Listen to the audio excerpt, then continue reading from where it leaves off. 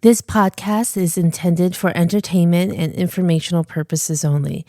The content shared is not a substitute for professional medical, mental health, legal, or financial advice. Please consult a qualified professional for personalized guidance or treatment. By listening, you acknowledge that the hosts and guests are not responsible for any decisions or actions you take based on this content. Feel like a grouch, go beyond the couch. Share your confessions on the Aurora Sessions. Hello, Aurora Healing Crew. Welcome to the Aurora Sessions Beyond the Couch, where we take the stressors that come up in session and bring them into conversation beyond the couch.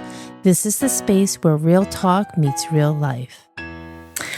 So welcome back for part 2 of Youth Sports, Family, and Long-Term Success with Brandon Duckworth. Thank you, Brandon, for it's staying. a pleasure to be here. Good. You survived round 1. Round 1, took a few knocks. No, I'm kidding. We're here for round 2.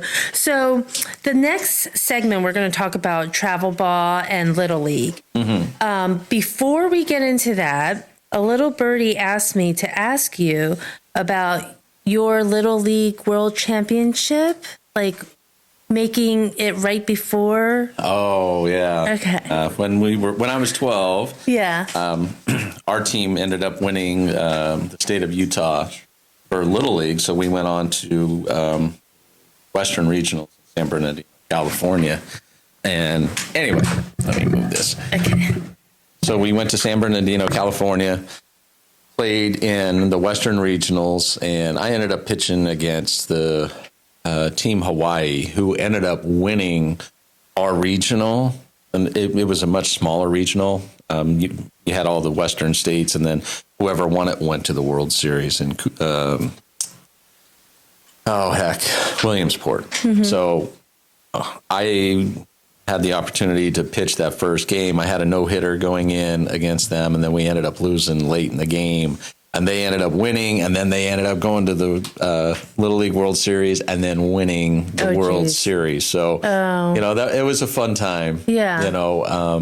First time I'd ever been on a plane going to California. At 12 years old? 12 years old. Were you old. by yourself? With your team, but no parents? Yeah, no parents. Oh, wow. We stayed right there on premises. They had dorms that we'd go, and then you'd play ping pong. You would trade, the pins, kind of like you do when they go up to Cooperstown. Right. And all of that. So first time ever. And then that was my very first Major League Baseball game that I ever went and watched. It was at Cooperstown? No, it was in San Bernardino, California, okay. when I went to Western Regional. So our head coach at the time, he was a huge baseball fan, loves the Red Sox, and he still calls me to this day and gives me a little bit of razzing. So anytime the Red Sox, Yankees play against one another, since I work for the Yankees now.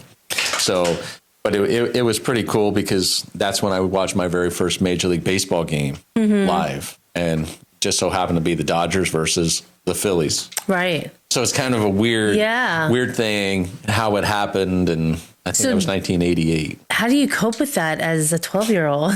Oh, I tell you what, you just, we didn't know any better. We just went and had fun, and it wasn't. Like you probably already felt like you won. Yeah, you were disappointed, but at the same time, you're playing against the best in all these states. Yes, yeah. So it was fun. True. It was something to look back upon, and it was great. But you just go play, and then next. Okay. So I remember when we were younger, Tom's River won the Little League only because it was out of New Jersey near where we. Yeah. Is that the same championship that we're talking about? Yep, same. Oh, so that's why it was such a big deal. Yep. Okay. Got it. Okay. We're going to bring you along in the baseball world. We'll help. Oh, heck. It's kind of fun. The question was, how many big leaguers came from, my Little League? Well, right. Me and another kid by the name of Ryan Jensen. Okay. We were on the same Little League team as we were 7, 8, 9 years old. He was even on our team when my mom coached us. Oh, wow. And when we were 9. So him and I actually got to pitch against each other at the Veterans Stadium. Oh, geez. And that's when we were hitting before. Right. everything changed in Major League Baseball. Of course, he never pitched to me because he was afraid. But I always challenged him, and you know, it was fun. We always had a good banter. But you know, in my area, within about a 5 or 6 year span, there were probably about 6 to 8 major leaguers that came out of that small area, that small pocket in Utah. And we always talk about it. Yeah. You know, former Philly Scott Air was right there in that area along, you know, with me. He was actually supposed to go to my same high school. So in my high school, we would have had 3 major leaguers within 4 years of one another. That's high, like that's a high rate of success. Yeah. That's out of a little, It doesn't happen very often. It must have been the water. Oh, I don't know.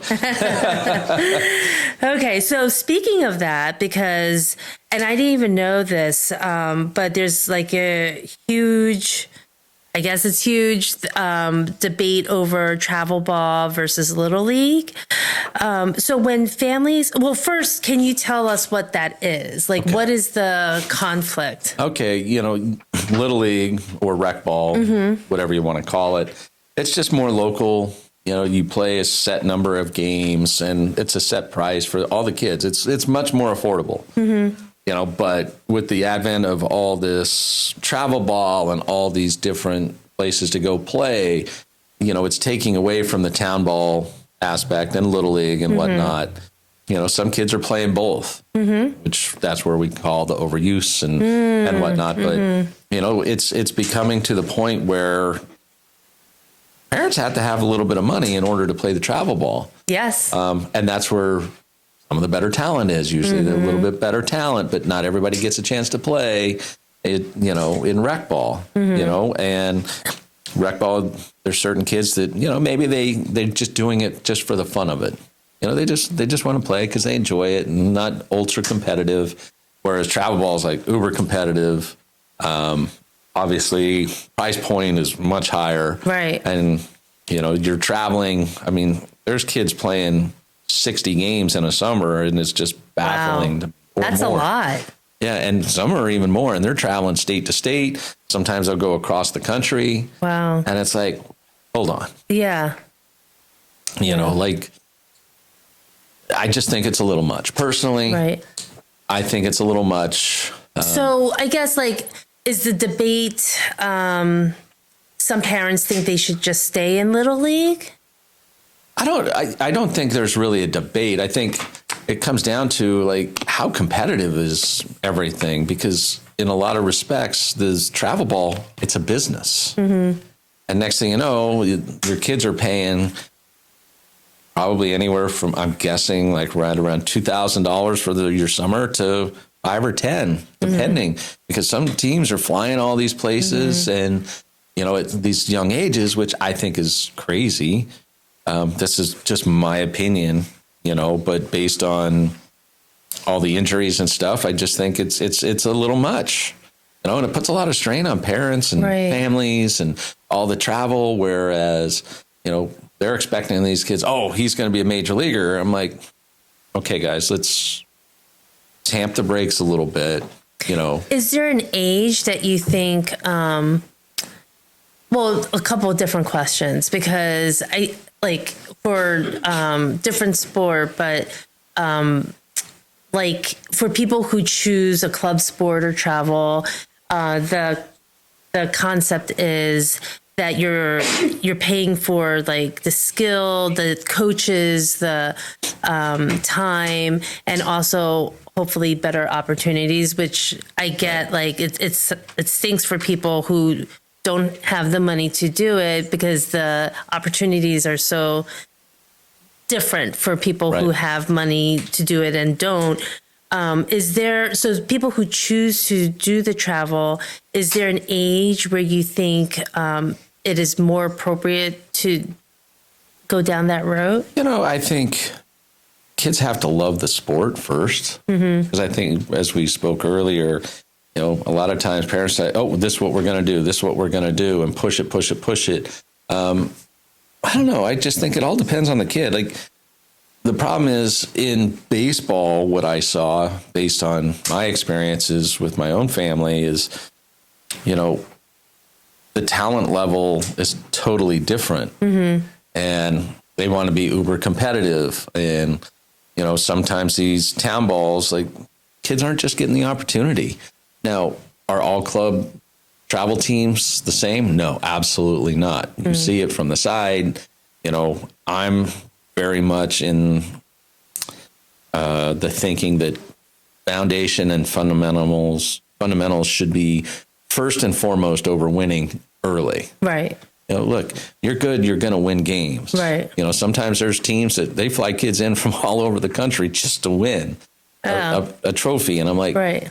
That's the business aspect, because they want to say, oh, look, we're ranked XYZ. Right. And we're one of the best. And next thing you know, that's a monetary thing. Well, you're going to pay a little more. You're going to pay a little more. Right. You're going to pay a little more to be on the best. Right. But I'm not saying with those teams, I'm like, well, yeah, it's pretty easy to bring in the best players, but how are you developing? You're not the one developing them. Right. And that's where I get because lost. That's almost like a micro environment of what I'm thinking the Yankees, because one of the things that people say, oh, of course the Yankees are good because they have the money to go out and get players. Exactly. Well, and that's the thing. Like, I think there's not enough teaching going on. Mm-hmm. All they do is play games, whereas it should be opposite, in my opinion. Right.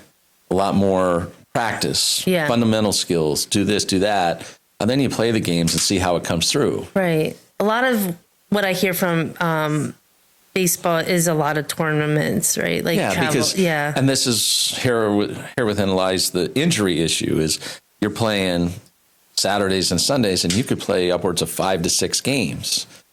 It's a lot of games. Number one. Number two, you only have 11 to 12 players, and there's not enough pitching.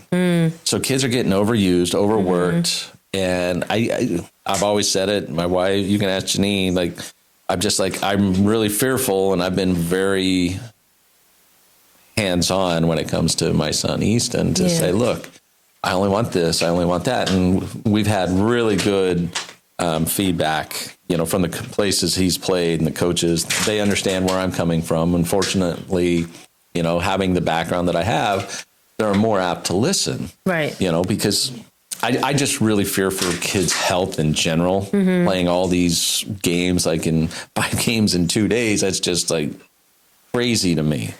And how long is a game? It's like 3-4 hours, right? No, it's usually they have time limits, like an hour and 45 to 2 hours. Thank goodness. But still, that's a lot. Yeah. So 6 games and you play 6 innings a game roughly, and then you only have 11 to 12 players. I don't know any team that has 11 to 12 pitchers. Yeah. And so there's a lot of stress and pressure. Yeah. And, I just feel bad for the kids because they're being pushed to do stuff that their bodies aren't ready for.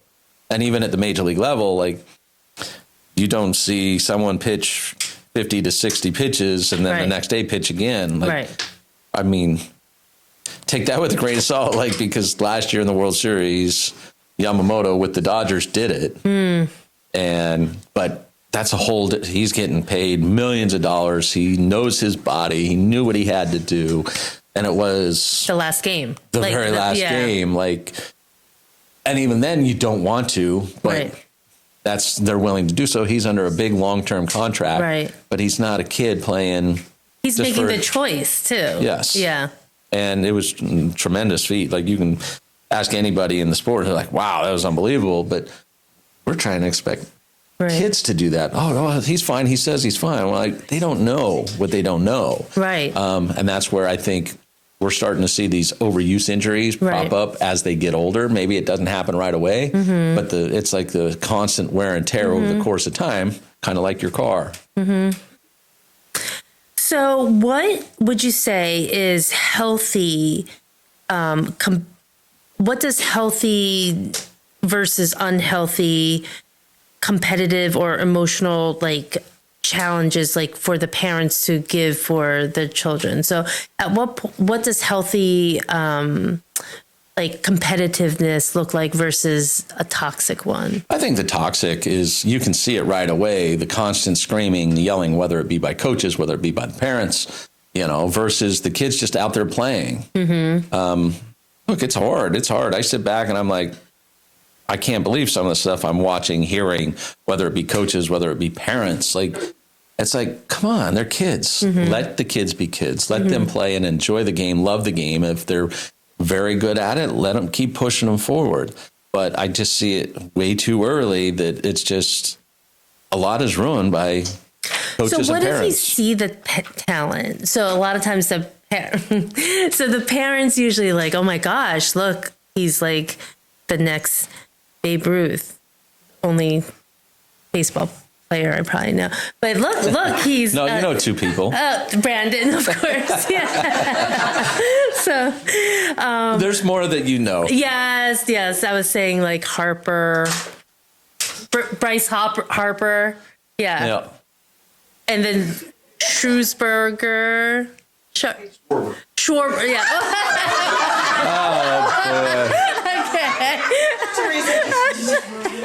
Okay. I'll handle the names, Teresa. Okay. All right. Anyway, moving on. What was my question? What was I asking? So let's say they see a little Brandon Duckworth. And but the kid is like, I don't really want to do this. But you're like, if we just get through this hurdle of your passion, maybe you can make it big and go to a D1 college and all that. Like, how do you know the difference and when do you push? You know, I think the big thing is the kids will tell you, do they like it? Do they not like it? As soon as we start to say, oh, you have to go and you're forcing them to go, I think that's when there's going to be a little bit of pushback. I think the biggest thing was, I remember Janine's like, remember, your son, you got to get him doing this. I'm like, I want him to love it for why he loves it. I don't want him to feel obligated to do it because I did it. And I think that's where I think the positivity comes from. Like, okay, you want to do this, you want to do that, and not saying no to any other sport. And, you know, I think especially when they're younger, we're trying to get them into all sports and say, oh, what do you like? Kind of a common interest. And I think the biggest thing is they're going to tell you how much they like something, you know, and I know there's a lot going on now because you have to deal with social media, phones, you know, Nintendos or PlayStations, Xbox. Like, I remember they just first came out. This is how old I am, but they just first came out, and I just couldn't sit there and play the game. I wanted to go out and do something. Right. I wanted to be outside. I wanted to go out, whether it was baseball, whether it was basketball. We were playing pickup football. We don't see that anymore. Right. Because everybody is, oh, we got to be on this travel team and that travel team. You don't see the parks where the kids are out playing anymore. Like a sandlot. Yeah. And you're just kind of like, well, wait a minute. You learn about yourself and then you're doing different things and you're, oh, I'm going to emulate this certain player in this certain sport. Like, how many times we were like, oh, Michael Jordan, oh, look at how he does this. And then we had the hoops that you could lower. And, you know, we were trying to do Michael Jordan dunks or, you know, Walter Payton runs when he's running into the end zone, high step, and like, let them imagine themselves doing stuff. And that, I think that's how they learn. Because you're right. In a game, you don't have the freedom to kind of play. Right. Like play, imagine, you just have to get it right. Yeah. Is the pressure. And I know, like, when he was talking, he's like, oh, fundamentals and talking about doing certain things. Yeah. There's certain things that I like to instill within not only my son, but other kids is like, do it the right way. Like, if I see you just dogging it down to first, if you hit, he's going to be the first to tell you. I give him the look. Right. And I'm like, really? Yeah. We can't give 100%. Okay, I'm back in. I'm zoned in now because I agree. If you're going to do something, do it right. Do it. You know, don't, you know, and it's very hard because maybe they're frustrated. Right. But that's kind of like when we spoke earlier, you know, those certain little things, what will you say or do? Constructive criticism versus destructive criticism, I think, is paramount. Right. Not the shaming. Yes. Just like the notes, giving them. You know, because there are certain things that it's not hard. You can give effort. I don't care if you make a physical mistake or whatever. It's going to happen, a bad hop or, oh, I forgot to cover. Oh, man, that's a brain cramp. You didn't do what you were supposed to do. And then I think it's how you tell them about it instead of a lot of coaches, I'll hear them screaming, yelling, ranting, raving. they're already embarrassed. They know they already made a mistake. Now you're making them look worse in front of their teammates, their parents, like the other team. And you're just like, wait a minute. So I try to, sure, I might get loud here or there and I may catch myself, but then when they do make a mistake or whatever, I will try to pull them to the side and say, hey, here's the situation. This is what you did. What do you think? And talk to them and just say, okay, you're good. Don't worry about it. Move on. But I think the less you make it a huge, big blow up, I think the more they are going to react in a positive manner. That makes sense. Children's sports, it's hard. It is. Because you expect them to do what the adults are doing, and they're nowhere near ready. Right. So I know what name I was trying. I was thinking Strawberry, Daryl Strawberry. Oh, but that gets me mixed up with that one. Schwarber. Okay. And the Schwarbombs. Yeah. Okay. Yeah. Okay. So moving on to marriage, family, and making it work. Oh, the best part. Yes, it's the best part. In a nutshell, I know Janine's version of how you guys met. Can you tell me how you two met? Well, first of all, she picked up on me. Oh, that is so not true. I will just offend Janine. We always have this loving, fun bantering. No, I was called up to the major leagues at that time. She was taking her finals or getting ready for her finals for to be a nurse practitioner and getting her master's degree. Well, her good friend Patricia had tickets to go to a movie premiere called Summer Catch. So I was in the major leagues for like 2 weeks, and we watch the movie, we're laughing, having a good time. Of course, some baseball players were just giggling and having, being loud in the movie theater. And then after, there was an after party, so we're up at the after party, and of course I notice her. There's whew. What does that mean? Well, that means she was ultra attractive. Right. So first and foremost, and the smile just beamed. Aww, and, so of course she caught my eye immediately, and, she would just laugh because other people were around, and, and I would still see her, and, it was kind of like one of those flirtatious types of things. And, by the end of the night, she's asked me to grab balloons and jump for joy to try to get them for her, and obviously I did so.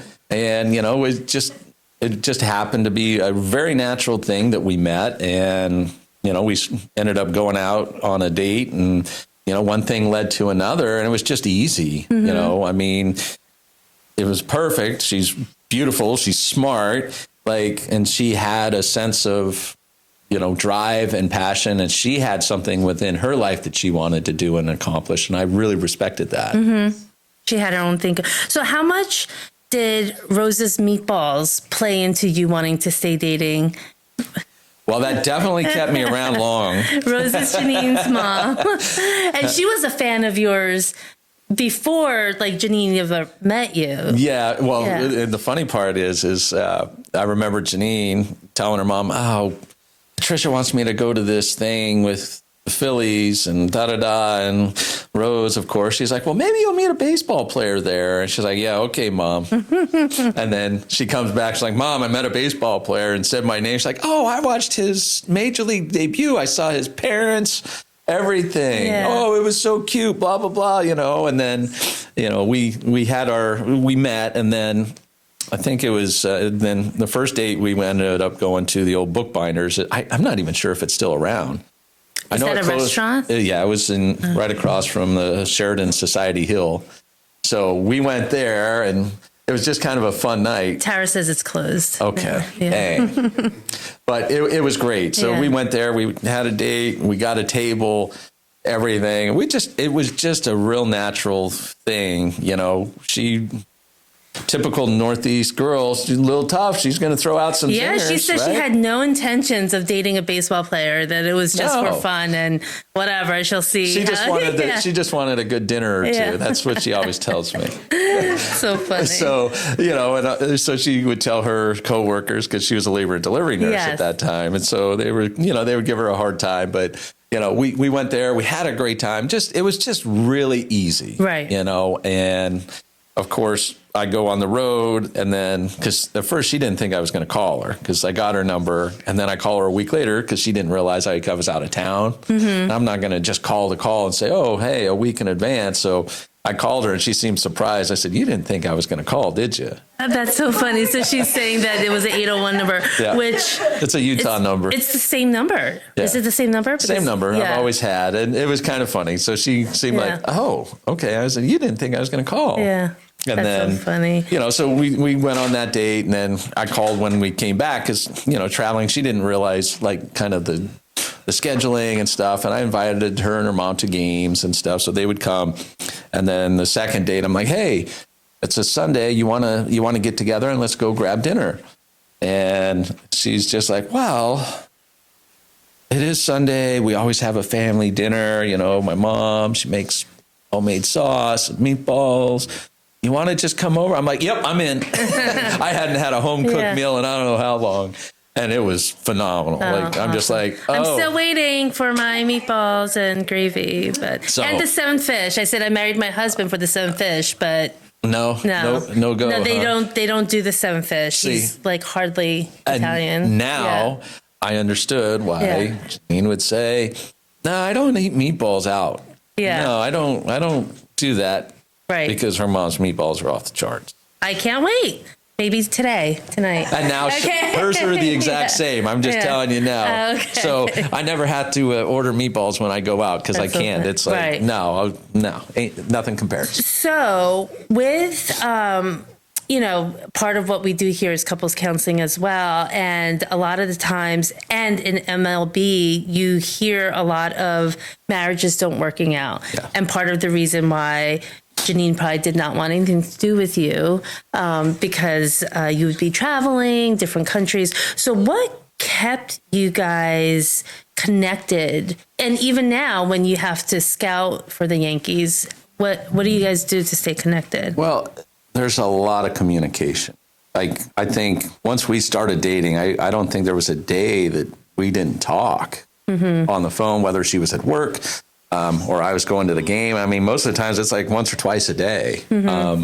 I think that's probably one of the biggest things, the communication factor, because look, at the end of the day, I'm traveling a lot and you're going to hear stories. And I told her, I said, you're going to hear stories that are nowhere near true. People like to make stuff up, especially in today's world, because they like to see drama and blah, blah, blah, or maybe there's some jealousy. But I think the communication is first and foremost one of the biggest things. But like with Janine, she's very independent. And I think you have to be able to have some independence in order for things to survive. And, sports in general, it's a tough lifestyle, always on the go, especially you have kids and, I'm gone, she's doing stuff all by herself, and just understanding that the amount of work that she puts in is a lot more than what I'm putting in, with my baseball. It's like she's got family, she's got work. Like there's a lot more going on, and respecting the fact that, look, you're unbelievable. I don't know how you do this, and just, I think the positivity of, trying to make sure that you're there for one another. And I think the communication is a huge thing. That's really great that you are acknowledging the mental load and the physical load. I'm trying to help you here for when you travel, but because it is a lot of juggling. And then when you're away, like sometimes we don't joke about you, but like for people who travel, for husbands or wives who travel, but mostly the husbands who travel, it's like, oh, it must be nice to just book a hotel trip and like not have to worry about the family and then just show up for a family gathering. And she never said these things about No, not at all. It must be fun to be daddy. No, I tell you what, over the course of time, you come to realize, wow, how much a wife does. Yeah. And especially, having a husband that travels all the time, is gone a lot, I don't know how women do it. Like the multitasking, that's not a man's strength ever. Trust me, I hear about it all the time. But it's so true, the fact that the amount of work is probably double or triple than what I do. And just coming to understand and respect that fact and show that appreciation.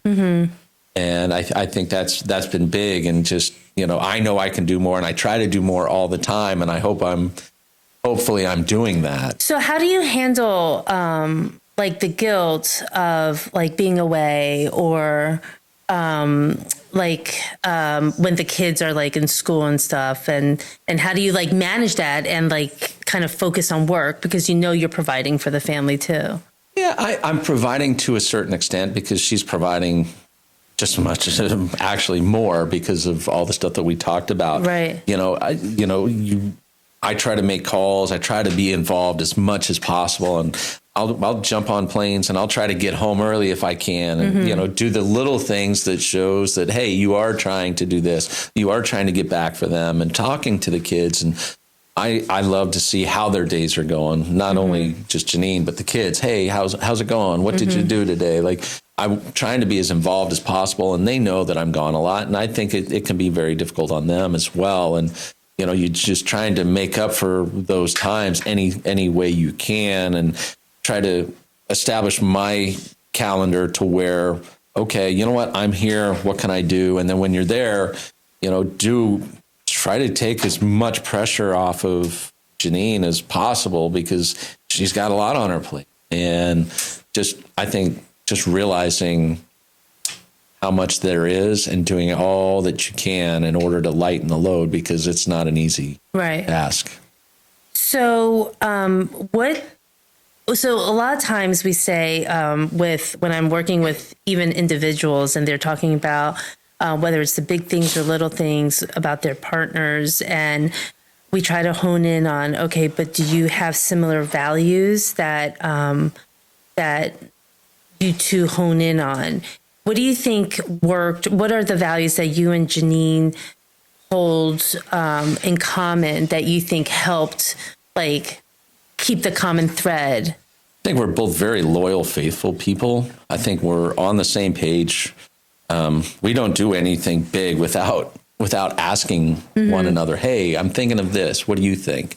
I think that's where the communication comes in huge. But, the fact that we're on the same page of what can we do to make our lives better, our kids' lives better, and give them every opportunity to have, successes as good as ours, if not more. I think those are some of the things, but I think we're just very much focused and just in touch with one another. I think the loyalty, the faithfulness, and whatnot. That makes sense, because with Gottman, which is the modality that we do with couples, it's based on a sound relationship house, and the pillars are trust and commitment. Right. So the loyalty is the combination of trust and commitment. You could trust each other, and you're committed. Yes. So that's all great and stuff. I think we do a really good job at that, and just making sure that within the household also, it's calm.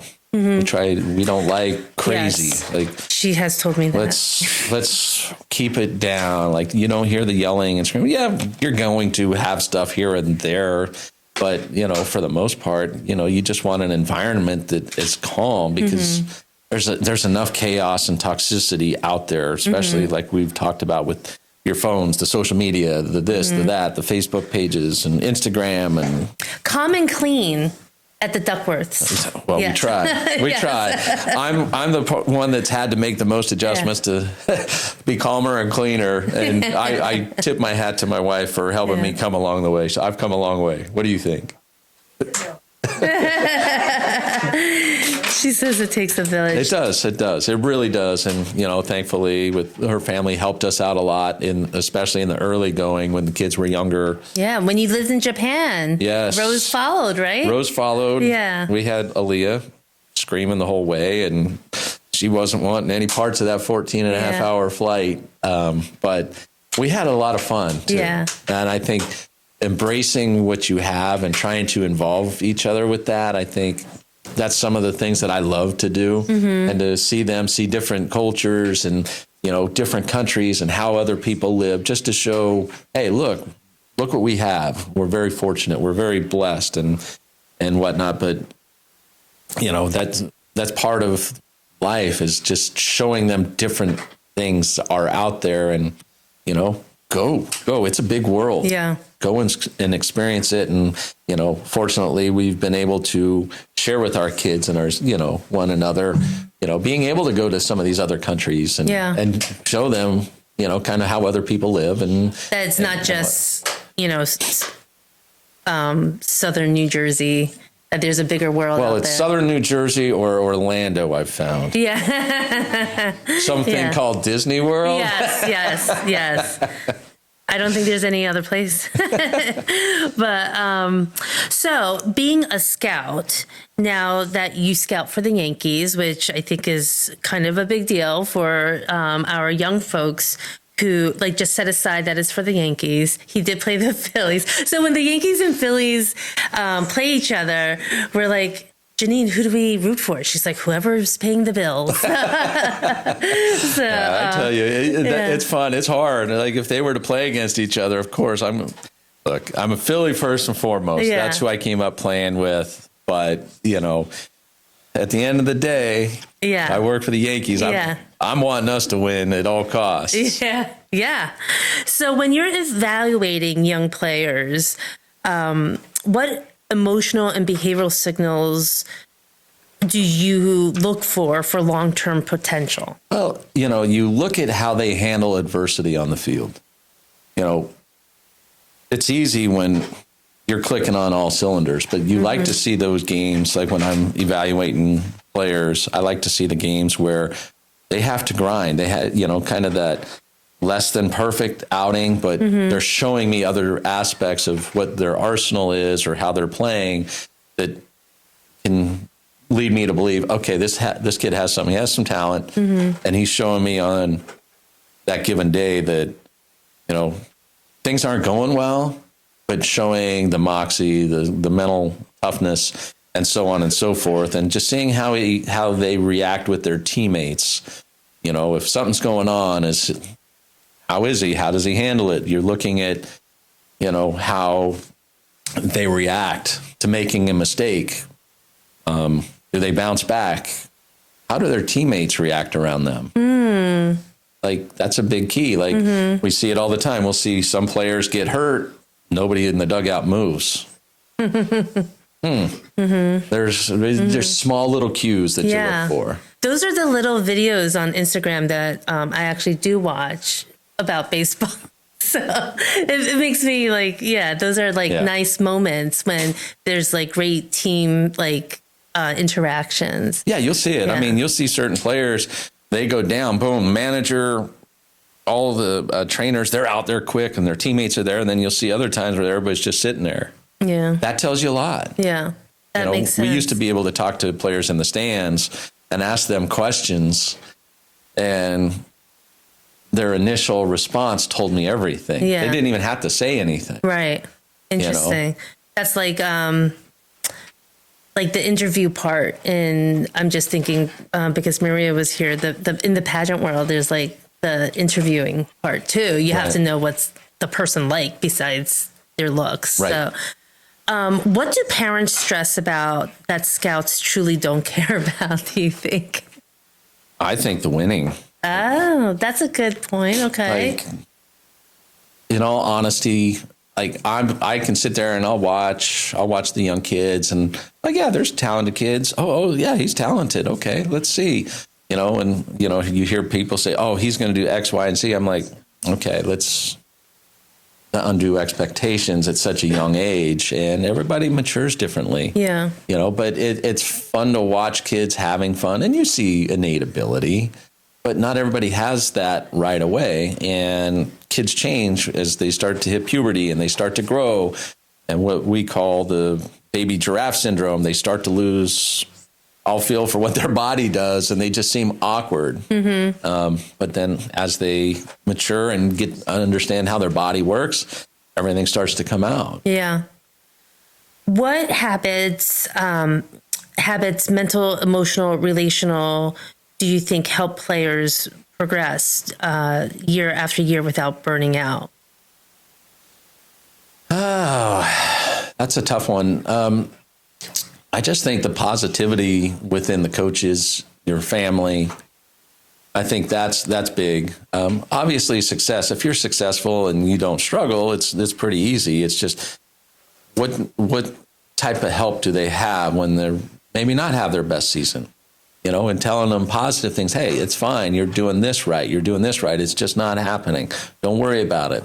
Wait until you get an extra 20 pounds on you compared to what other kids are. Sometimes the kids feel behind, much like as we talked about, oh, I'm behind. No, you're not. There's been plenty of kids that didn't play baseball until high school, and they've made it to the major leagues. Right. I just like to tell everybody, look, at the end of the day, if they want to come back, that's a positive, and they're good. And, you just keep pushing it that way, but, just don't be the overbearing, which is very hard to do. Right.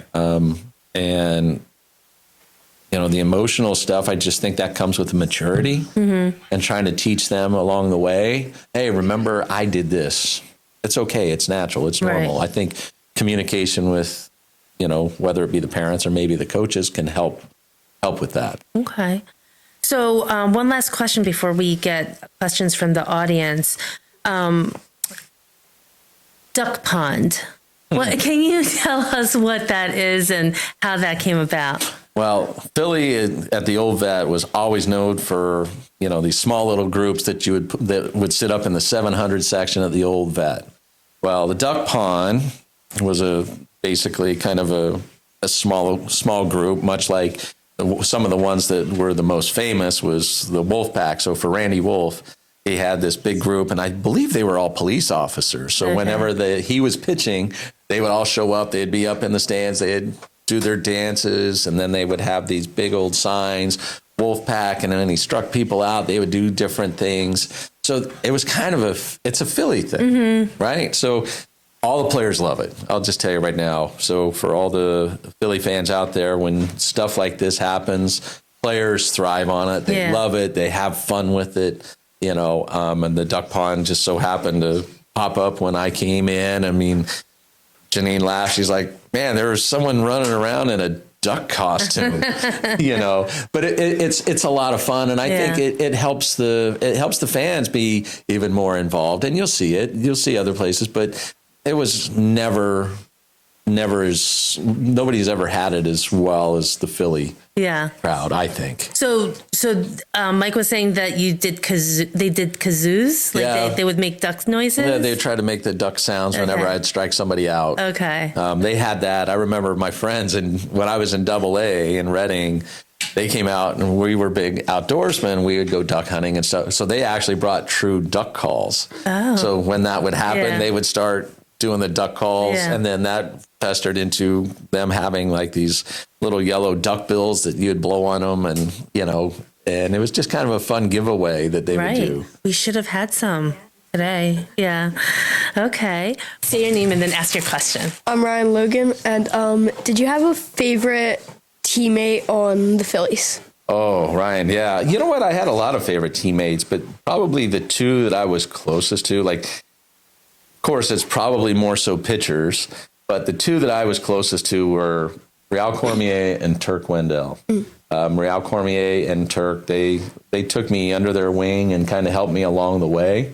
Dan Plesac was hilarious. So if anybody watches MLB Network, he's the exact same, maybe even more so, without being on TV. But he's a lot of fun, and we like to have fun. We're big kids at heart. Yeah. Thanks for your question. Thank you. Here. Hello, my name's Chase. I was gonna ask you, what was you thinking to get in the major leagues? All right, Chase. Great question. I always had a dream of watching myself play at the major league level. I was lucky because my mom always had the Chicago Cubs games on.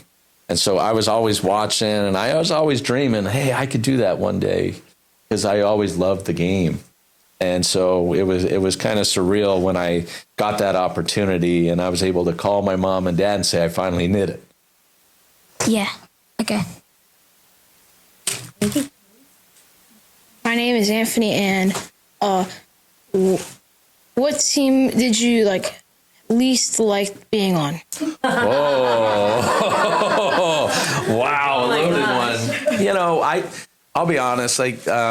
It's great to be on any major league team, but the team that I just didn't have my best time at was in Houston. For whatever, I didn't perform as well as I would have liked, but that's part of life, and you just kind of move on. My name's Mark.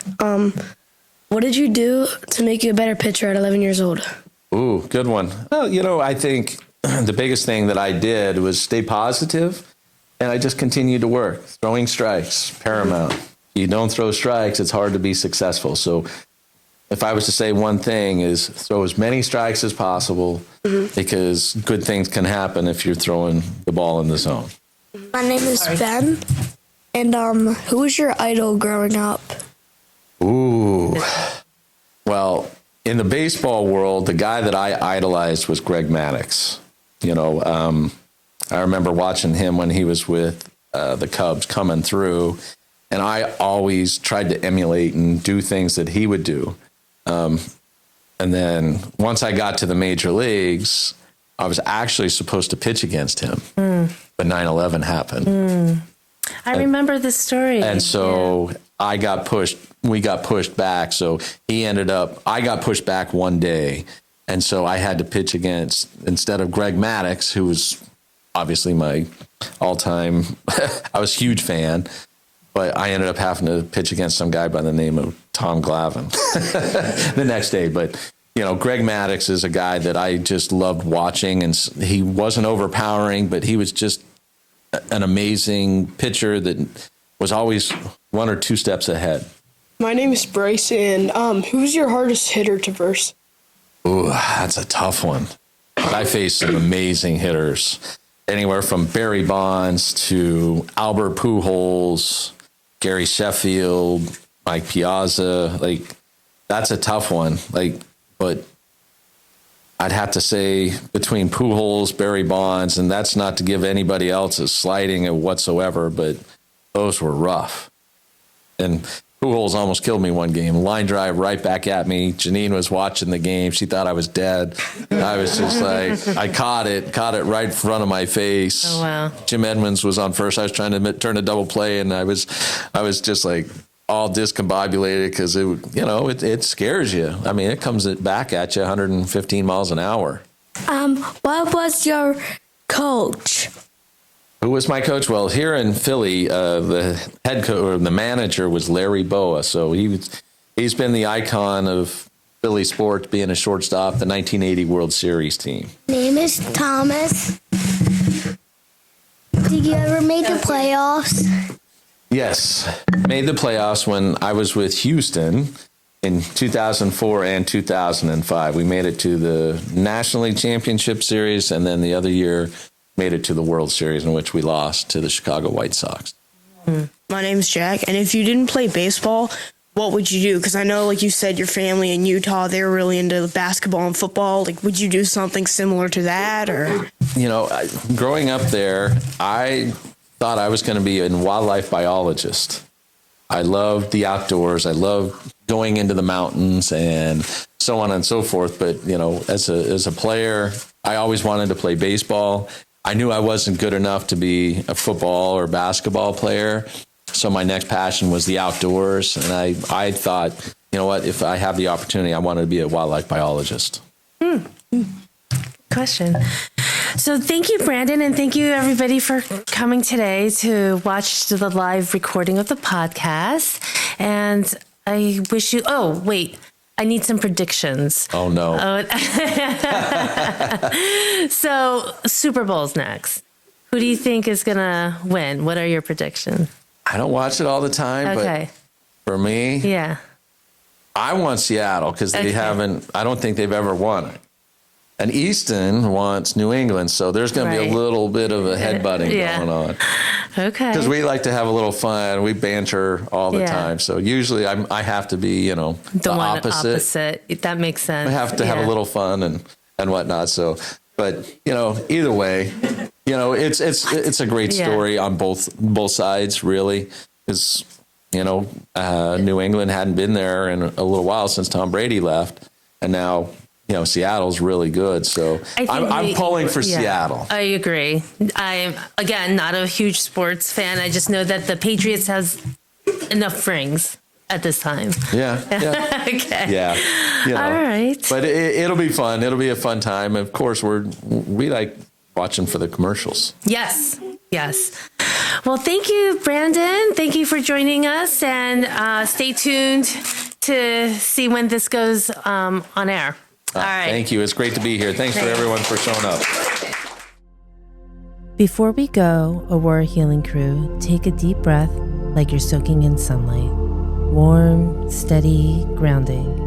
As you move through your day, check in with your gut. Notice how you feel around others. Your energy is precious. Protect it so you have the strength and light to do what really matters to you. Because life is hard, and we're getting through it together.